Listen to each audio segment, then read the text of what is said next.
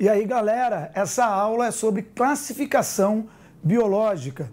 A classificação biológica ela tem como objetivo facilitar o estudo dos seres vivos. Por quê? Porque Linneu, que foi o grande artífice dessa ideia de padronização, ele se deparou com vários problemas. Então ele propõe num livro chamado Sistema Natural um conjunto de regras que vai organizar e facilitar toda essa padronização.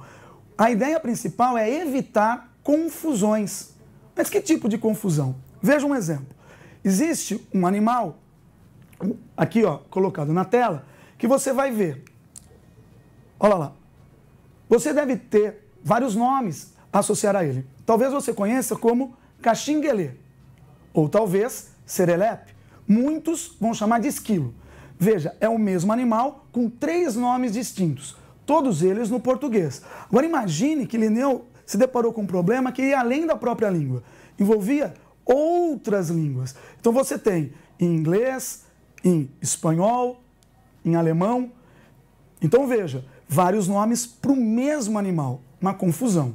Um outro problema é que muitas vezes você tinha o mesmo nome para organismos diferentes. Então veja, o caso do gambá.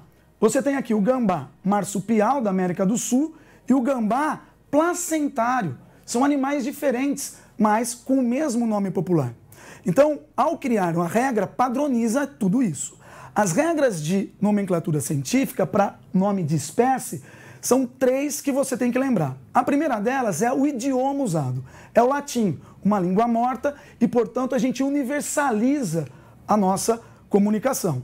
A segunda regra é o destaque no texto, ou seja, a palavra que se refere ao nome científico tem que estar destacada ou em itálico ou sublinhado ou em negrito.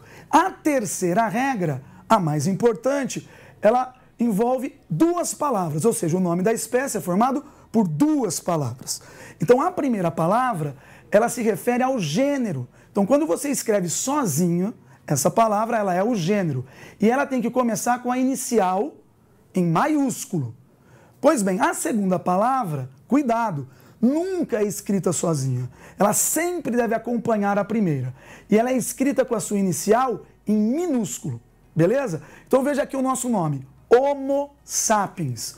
O H em maiúsculo, o resto tudo em minúsculo. Uma outra coisa que é importante sobre a classificação são os níveis taxonômicos. Então nós temos vários níveis em que agrupamos os organismos por semelhança, por grau de semelhança. Pois bem, a unidade básica da classificação é a espécie, é a menor existente. Pois bem, quando a gente pega espécies que são parecidas, que são semelhantes, relacionadas intimamente de modo evolutivo, a gente agrupa no nível taxonômico de gênero. Gêneros relacionados nós agrupamos em família. Famílias relacionadas vamos colocar em ordem.